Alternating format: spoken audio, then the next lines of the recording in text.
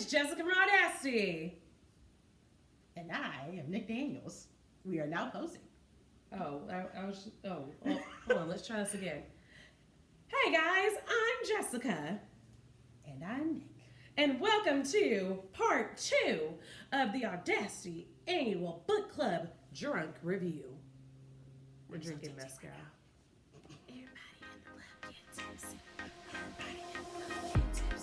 Everybody in the club getting tipsy. And perhaps we go away from this now. And then we go on to something crazier. Oh my gosh. 7 days in June. Okay, I gotta refresh myself with this. So, It's two writers who fell in love when they were teenagers. oh God. And then they run into each other again. It all goes to hell Yeah. over a misunderstanding because somebody's mother decided that they were just gonna, this was so unnecessary. It's chock full of so who would do that? Like, who would actually do that? Characters need to create misunderstandings to drive the plot forward so the book can happen. I say it's half that, but also half just timing. Because both times that these writers sleep. Sorry. There you go. Because both times these writers meet up, it's just for 1 week in June, which is, the title. 7 days in June. It's You just said 1 week. Yeah. I don't know why I thought you said 1 weekend. I was like, it's a week in June. Literally says. They weren't out here having a Disney weekend where everything happens in 3 days. If only. But 7 days I feel like is semi-realistic if you truly spend enough time together during the 7 days. I mean, considering that they were both practically attached to the hip both times, it's yeah. It can work. Yeah.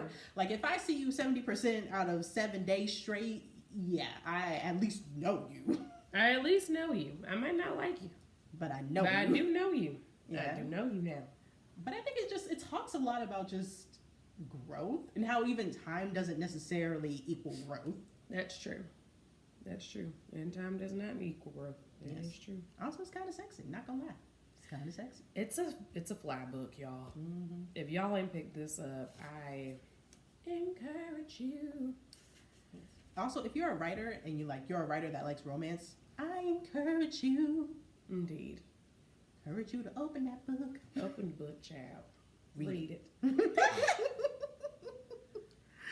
Read it. What I really enjoy about this too is that it was realistic. Like the teenagers don't get to have each other right away. Yeah. But it's also it's always that thing when your parents tell you can't date somebody and then they're like, well, if it's really love, it'll come around again later. And then it comes around again and it's still a fucking It's still a fucking mess, but don't they eventually get together? They do. They do get them together at the end. They get together and they're not only do they get together, but they get together and they're like, we're gonna work to be together. Which is maturity. That's literally maturity. Being together just to be together, no. Okay. Then y'all just floating along waiting for chaos. That's for the birds. That's for the birds. But literally going out your way to say, okay, I want this relationship and I want this to be healthy. Mm-hmm. Therefore, we are going to work. Not I. We. Both people must work. Yes. But I ain't going to start putting my personal feelings up in this because that's not what we logged on to the drunk review for. I'm just saying. Listen. Want to be real clear, we are not selling people toxic situations. These are real, decent people who are both taking responsibility for their lives. Yeah, and I would say it shows that you can have characters where misfortune has happened. Yeah. Where bad things, everything that could go wrong has gone wrong, and they're not toxic. Mm-hmm. And they're not saying, I'm like this because of everything that's happened to me, and you have to accept me how I am in this moment, and that's it. Mm-hmm. It's literally saying yeah, I'm like this because this happened to me, and I don't want to hurt you, but I can't ignore how I am, and I need to work on that. And that's key. And that is key. And with that being said, it's time for us to jump into the ether. Okay, not gonna lie, this was one of my favorite books. It was cute. It was so cute. And what I really loved about this is that it's a neurodivergent book. Yeah. That's what's really great about this one. We're talking about people who are on the spectrum, one. And then in addition to that, But we're not talking about people on the spectrum in a way that's like the narrative is that they're on the spectrum. Yeah. The narrative is that they're on the spectrum and they are normal people. Yeah. Who have normal problems, like trying to date. And that there are just some levels of uniqueness that come with being a neurodivergent person who's trying to be in the dating world. Just like everybody has like whatever like their unique thing is that makes dating hard for them. Yeah, and I would say even more so like a lot of the neurodivergent viewpoint comes in from like them trying to be like, I'm just a normal person. I want to do the things that I want to do. Yeah. And everybody else being so concerned with trying to make them normal. Comfortable and normal. And, until they meet somebody where it's like, you understand, not because I am neurodivergent, but you understand me. Yeah. That's the difference. Like, if you like Queen Charlotte vibes. This is it. Oh, you're right. Because, Jessica, King George is neurodivergent. Literally neurodivergent. King George is... I think modern scientists have diagnosed him as bipolar. I believe so. Is manic bipolar? I think something like that. Bipolar Yeah. disorder.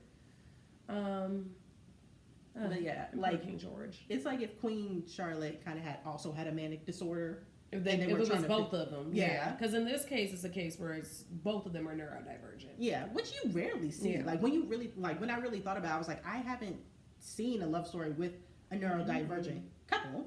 No, ever. Like, they just started putting neurodivergent folks on television. Like, there's I think it's on Netflix, Love on the Spectrum. Yeah. And it's about people who are on the spectrum trying to navigate dating and everything like that. Sometimes with people who are also on the spectrum and sometimes people who are not. And what that's like. But even like one of my favorite shows, 90 Day Fiance,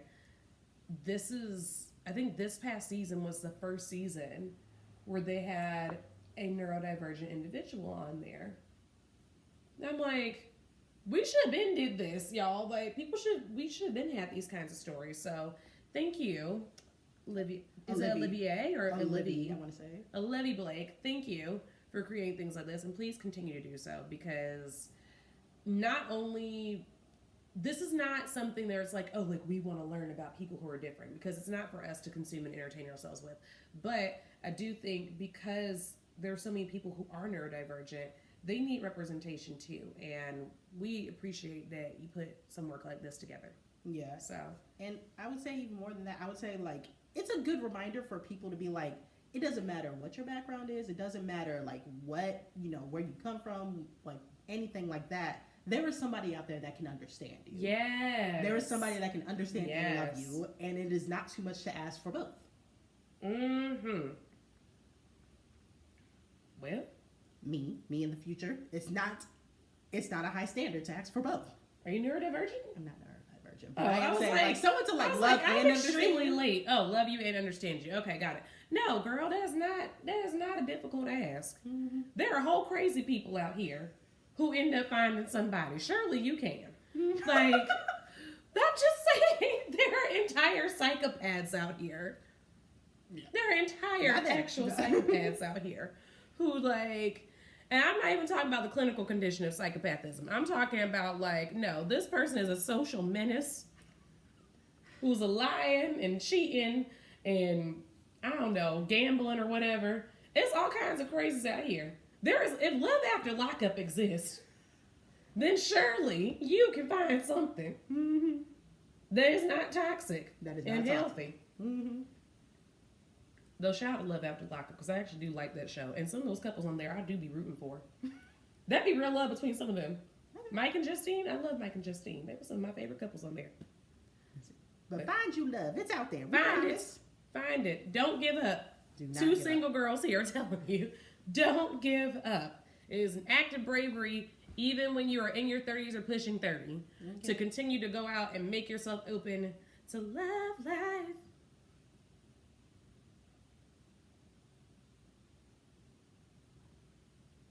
What beat is in your head? I don't know. I just made one up too. I don't know either. We need to move on. Okay, so we're going to move the book like this. Not because I forgot it. But this is the online book that we did. Yes! Daybreak. Oh my God. By Musab. Musab, yes. Is that how you say his name? I want to... Their name, excuse me. I don't know. But I don't know how to pronounce it. But I do know this was the cutest book we had. Musab, if you're watching, Let us know if we pronounced your name correctly. But it was so fun. Now that was a book that was fun. Yes. And I love that it was available online, basically in the public domain of sorts. Like not the literal actual public domain, but like publicly available and everything. Yes. And the art is just so doggone good in it. It's so good. And it's so like light and bright and cute. I was like, I really wanted to end our Hot Love Summer, which is like our annual like 3-book romance run. But like I really wanted to end it with something that was really uplifting and fun because, you know, the books that we had the first half of the year weren't the most fun. You're looking like SpongeBob and Squidward during the Employee of the Month episode when they're like crawling to work with ships and anchors attached to their bodies. Are just like, like fantastic books, but you know, sad, motherfucking difficult. sad. You know, you have to push through a little bit. So to have like one that was truly just a break, you saw these two people falling in love. It brought back like high school memories, like those days where like everything was so important, holding their hand, like making sure that they liked you, matching like the little things like keychains and stuff. And if I recall correctly, this was a queer love book as well. It was queer love. It was a queer love, but like the emphasis wasn't on it being queer. Like there was no coming out situation. There was no like the storyline wasn't even the queerness. It was just happily normalized, queer and happy. Yeah, like even like there was like one coming out chapter per se where the main I can't remember their names right now. It was Cog and Lord, I can't remember. Oh, we're tipsy. Sorry. But out of the two love interests, Cog's friend said, like, are they hitting on you? Blah blah blah. They can't just be coming up and running on you. Blah blah blah. And he's like, I don't mind that. And that was it. And that was the end of it. The conversation. And that was the end. I was like, I appreciate that because that is so realistic to like when my friends let me know that, you know, what they're into. Yeah. That's it. They're like, I hope I find this kind of person tonight. I hope I find this kind of person tonight. Oh, he, she, they were so cute. I'm kind of interested in them. That's literally the end of the conversation for me. So I appreciated a book that showed that.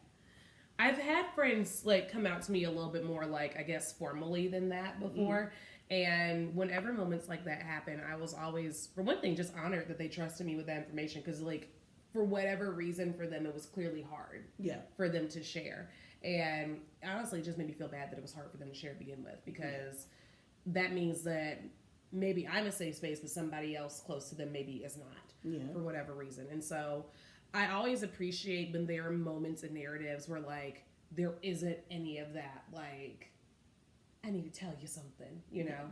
Like, and you never want to minimize someone's experience. So, like, if anybody ever needs to tell me something, then, like, please do tell. Yeah. But, like, I really hope, especially, like, as I get older, I think about, like, what I want my life to look like and, like, my own family to look like.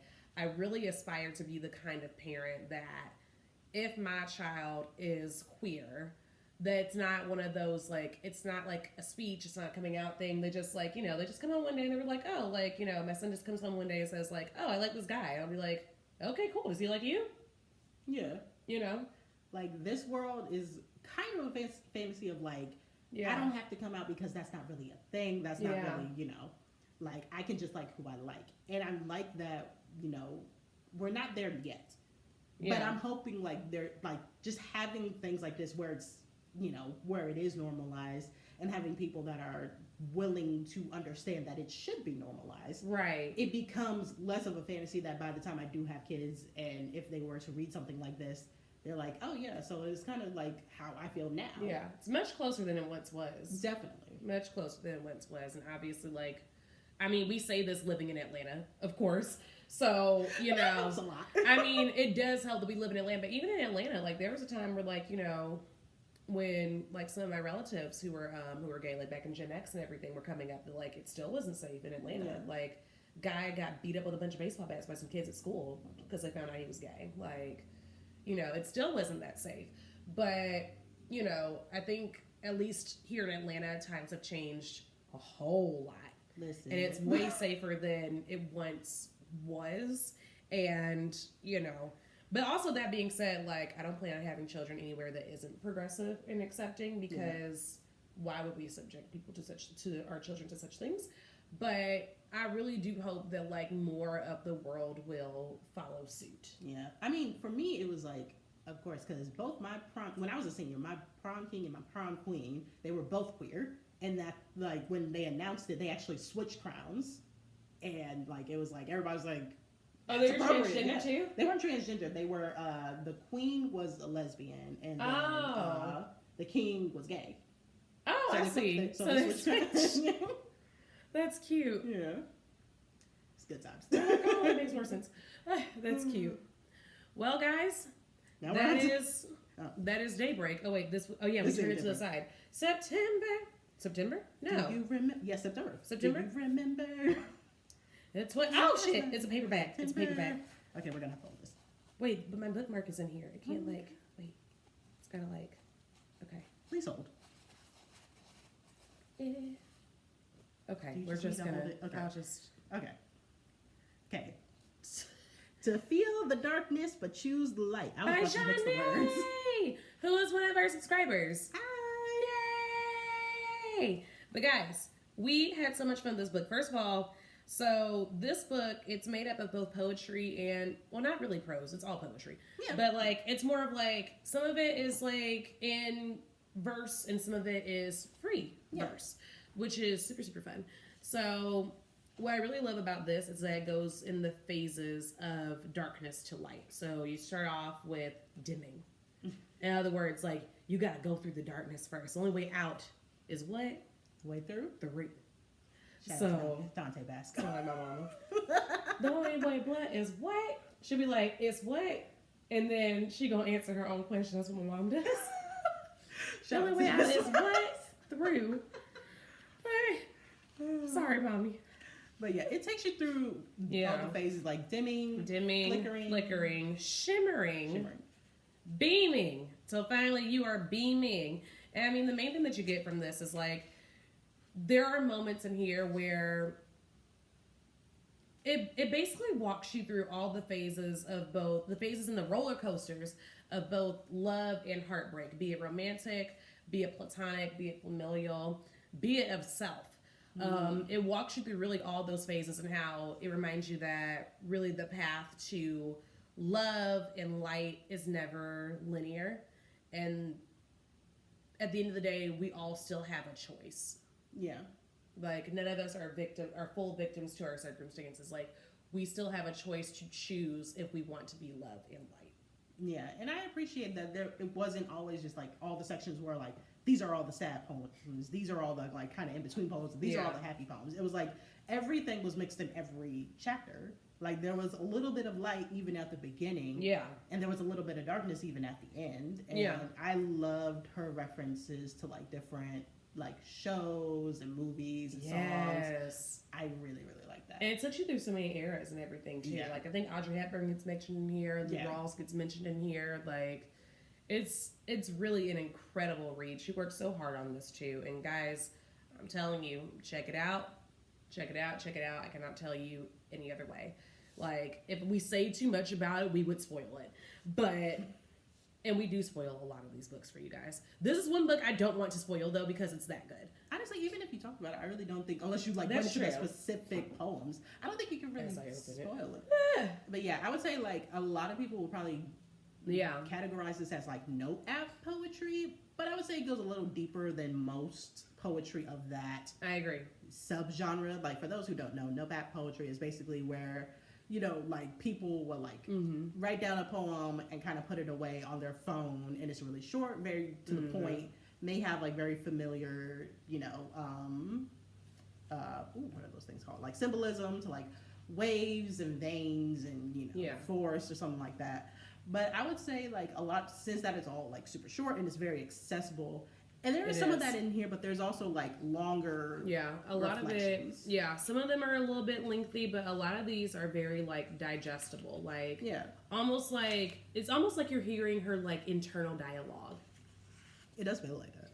As certain moments happen, like this is her internal dialogue as she goes along. And probably a lot of your internal dialogues when some of these things happen. Like, honestly. And she talks about a little bit of everything. Like, She talks about, like, mistakes that she's made, artistic differences, a murder mystery party that she was at, I think, at one point. Like, she talks about, oh goodness, like a trip that she took to Paris, and it's really cool, guys. She talks about January 7th, because we know what happened on January 6th. I can't believe, of all days, that's the day that we decided that was going to be living in infamy. January 6th. Well, I ain't going to say we, because it wasn't we. It went we. It was them. And like, I don't folks be like, I don't want to be an us versus them. Nah, that's a them. That is a them. That's a over here trying to overthrow the government in the United States. I'll be ashamed. Mm-hmm. Anyway, all that being said, please pick up To Feel the Darkness But Choose Light by Janae. It's available on Barnes & Noble online as well as Amazon. And check out her website as well, where you can see some of all of her lovely, lovely works, as well as like she creates like custom typewriter poems and all those fun things. So check it out. Check it out. Baby, if you really want me, come get some this. Maybe then you'll get a taste. That'll be tasty. I'll be lazy. It's so tasty. It'll make you crazy. To the A, to the S-T-E-Y, girl, you taste it. Okay, you know what I also thought about though? Was that, check it out, yeah, I feel good now. Check it out. Oh God, okay, we got 2 books left. 3. Okay. So this was our fall break. Woo! This was one of the short listed books on the fall break. Back to Olivia Blake. She came for a second time for a little bit.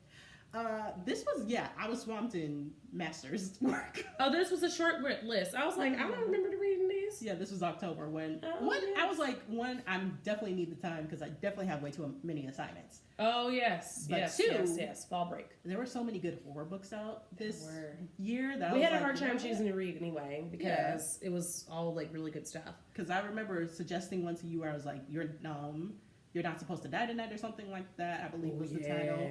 And it was really good. And then I found like this book, which was super fun. And then I found another book talking about vampires in like 1800s Mexico. I was like, you know what? We can't choose. Just read a horror book, okay? Read a book. Read a book. Read a book. Having fun isn't hard when you've got a library card. Did you get this with your library card? I did not. I got this with my hard-earned money because I was like, I already know I like this author, so I know I'm gonna like this book.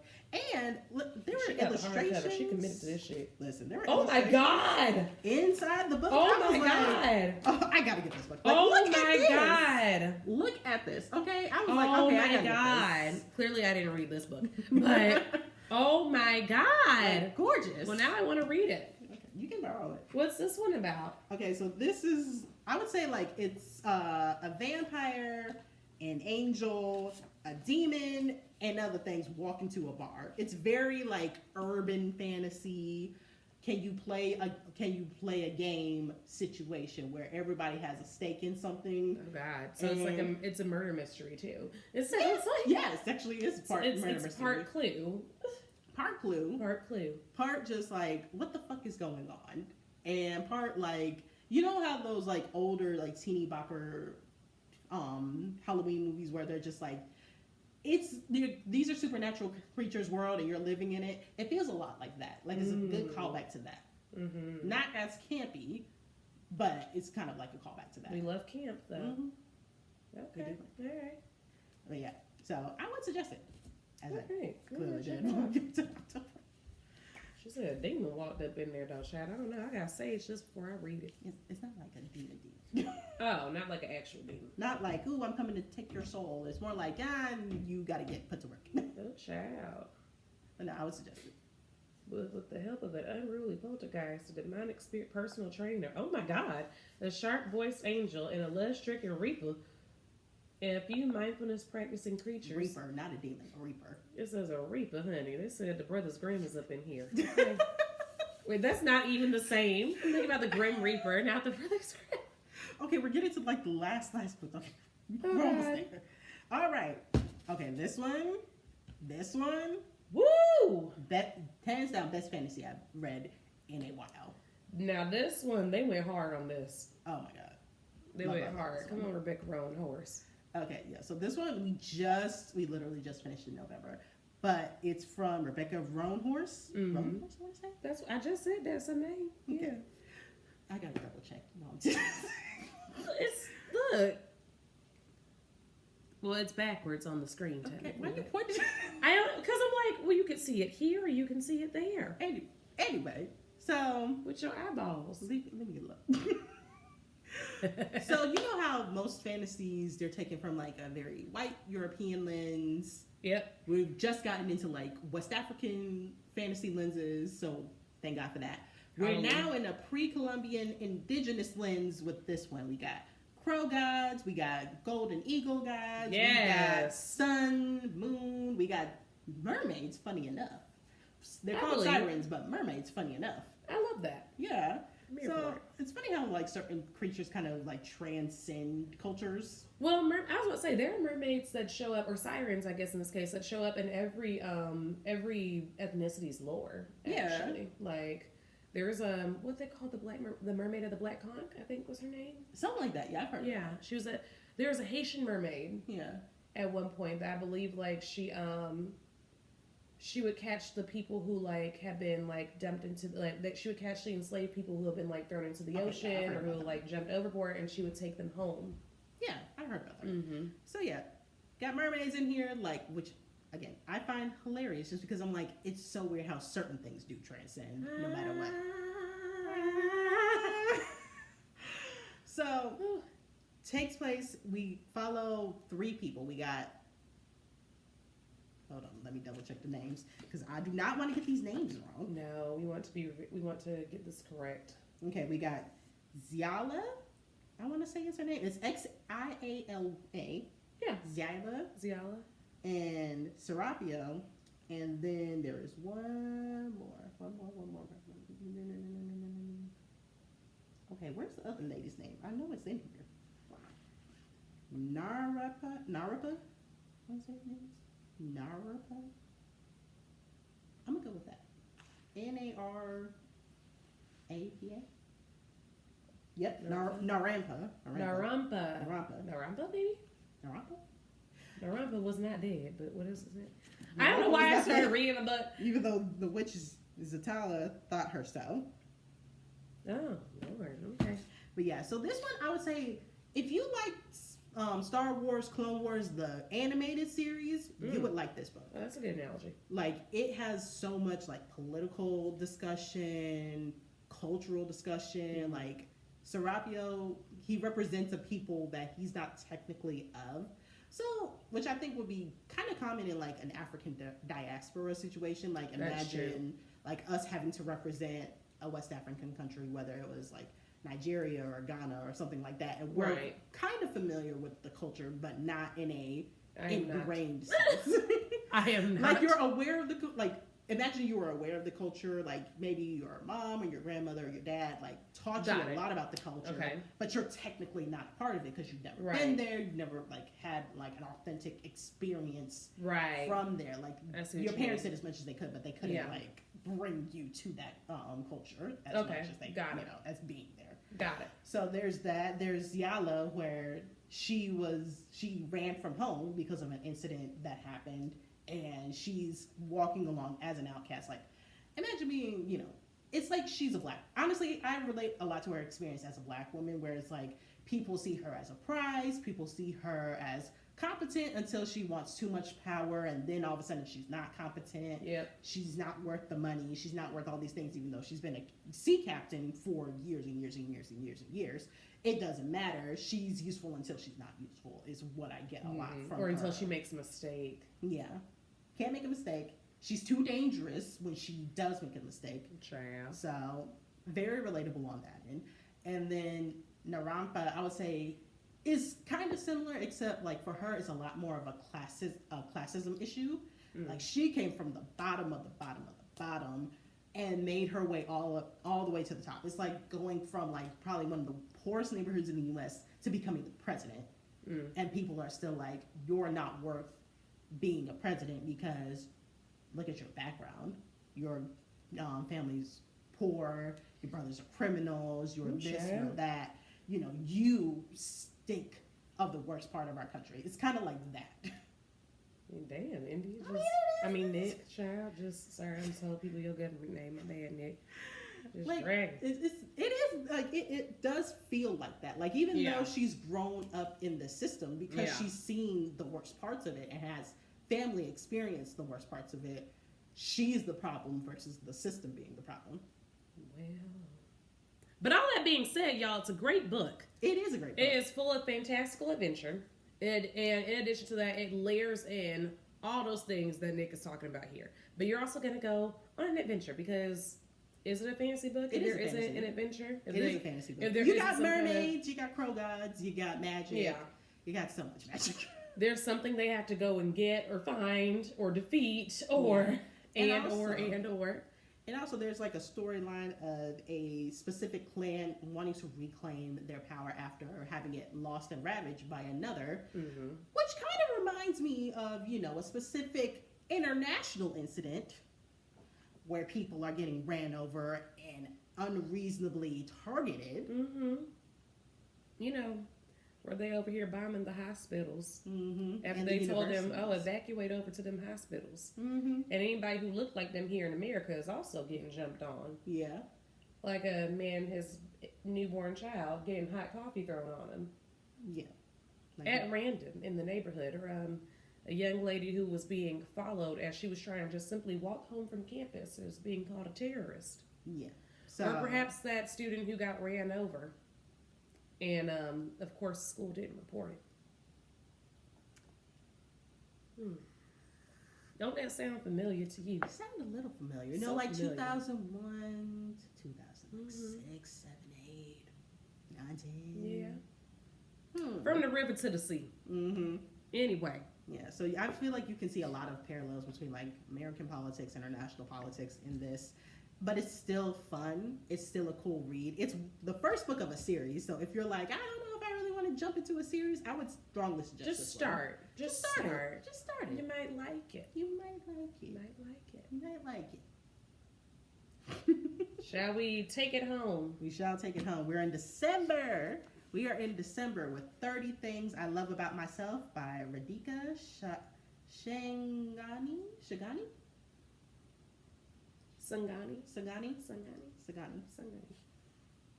Please don't. Pardon us if we said your name wrong. Yeah. It's not that we don't like it. It's that we're tipsy. Yes. And yes. And yes. But what we can tell you is we love this book. It's so much fun. If you want an alternative to a self-help book that's more like fiction, read this book. This is giving, like, if you like 13 going on 30, then you will like this. Yeah. It's very much so like the fantasy about being 30 and flirty and thriving, disrupted, but being determined to not let it take you down. Yeah. Also, it just has such good discussion about, like, minorities and actually, like, bettering themselves in a way that's unfamiliar to their culture. Yes. Like, because I know, like, especially in the beginning, there's a lot of talks with Nina and her mom about, like, how certain things are done, what's broadcasted, what's not being broadcasted. And it's, like, just culturally, like, what's talked about mental health-wise and what's not. Yeah. And, on one end, I'm like, I understand what her mom is saying because, it's not for everybody to know. Like, sometimes it's not for everyone to understand at all. Yeah. Sometimes people are too liberal with their business and they're too liberal about, like, what people want to know. Like, not everybody should be in your business, especially something as personal as mental health. Facts. But that doesn't mean that you shouldn't have, like, things like community support. Yeah. Community support, or if you trusted people around you, and like, also there are, like, some serious millennial references in here that you guys are going to be obsessed with. Like, she calls herself a Brownlees McGuire at some point. And I'm like, yes. Yes. Like, she is definitely 30. She's definitely 30 because only we would know this. Yes. Only we would get it. It's very relatable. And it just tackles self-help in such a nice comedic way. It's not necessarily like a comedy book, but it does have, like, that kind of comedic beats of, like, this shit is so fucked up. But I'm gonna fix it. But it's gonna be funny. But it's entertaining, like. And what I also love about this, because I believe the young lady in here is South Asian, right? Yeah, she's And instead of doing like the chapters by like the months, because she's like, oh, I'm gonna make my 30th year the best year. And instead of tracking it by just like March, April, May, or whatever, you're tracking it by astrology seasons. And astrology is like, because astrology is a huge deal in India. Like a lot of people are like, okay, like you determine like in some cultures in India, you determine like when you get married. That is true. By the astrology. Like the stars will tell you when you get married. Like it's like when they say like El Dorado, the stars are not in the right position for this tribute. That is real to people. And you know, it's really cool how like part of how she is navigating her journey is by the astrological seasons instead of by the calendar that was technically made by white people. Not technically, was. So 30 things I love about myself. These are one of the 30 reasons why I love this book and why you should love it and why you should pick it up. And why you should actually do this kind of list for yourself. Find 30 things you like about yourself. Unique individual things that you like about yourself. Not everybody else likes about you, but that you like about you. That you like about you. Yeah. What's one thing you love about yourself? One thing I love about myself? My honesty. I'm very honest, but I also, for the most part, I do know how to be honest with people without being harmful to them, to their feelings. I think I tend to do very well with like telling the truth still, but also pivoting it in a way that it is deliverable for the person on the other side so that they can receive it and do the right thing with it.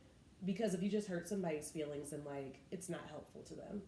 And if I'm honest with somebody, I'm honest with them because I want to deliver it with love and for them to actually do better. Yeah. What's something you love about yourself? Real quick, I want to say like the one thing that I love, like when you give me honest advice and I tell you, I'm like, nobody asked you for the truth. Or something like that. No, that's true. She does. She'll say this and I'll be like, well, that's not what you said yesterday. Or something like that. And you'd be like, we're not talking about that right now. I was like, we are. We must tell the truth. I was like, we gonna tell the truth now. Yes. We are insistent on being honest, but you're not mean about it. I am not mean about it, yeah. I'm pretty good about not being mean about it. So I think that's something I love about me, is that like, you know, we gonna tell the truth with love. With love. All right, one thing I love about myself, I find genuine joy in very small things. That is awesome. Like, that is true. Like just that little like gem that you have on your table. She has a bunch of stones that I really like playing with. Crystals that I love playing with. And there was one that looked like a small ball of yarn. And I saw it today. Desert rose? And I just started playing with it. And I was so, like, in that mere moment, I was so full of joy just seeing it. She was genuinely entertained and happy. Like, I'm like, and I love that, you know, I can't say that I'm the most optimistic person in the world. Because You're not. Well, see, anybody asked you to be honest. We gonna tell the truth now. With love.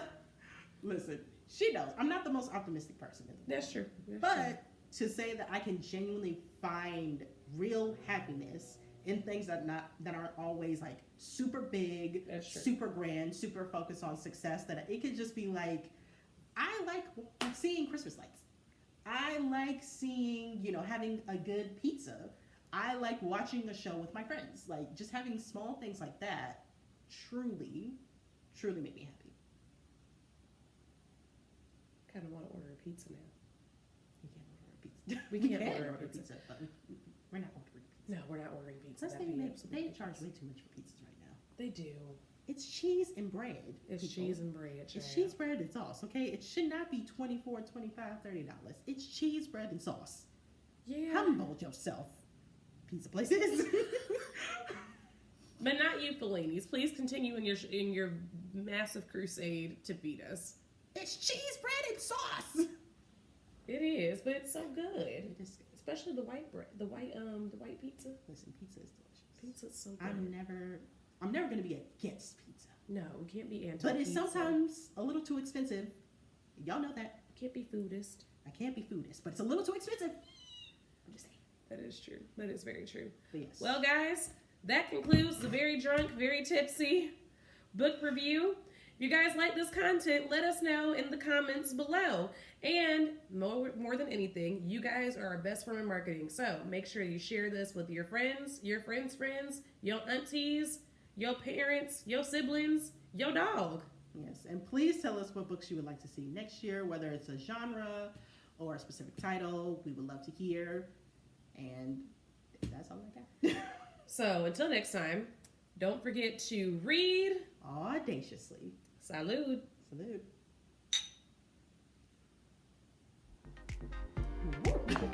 Then make us a charcuterie board. Yes. It's a wrap. Bye, guys. And make pizzas. Very many. We are not making pizza.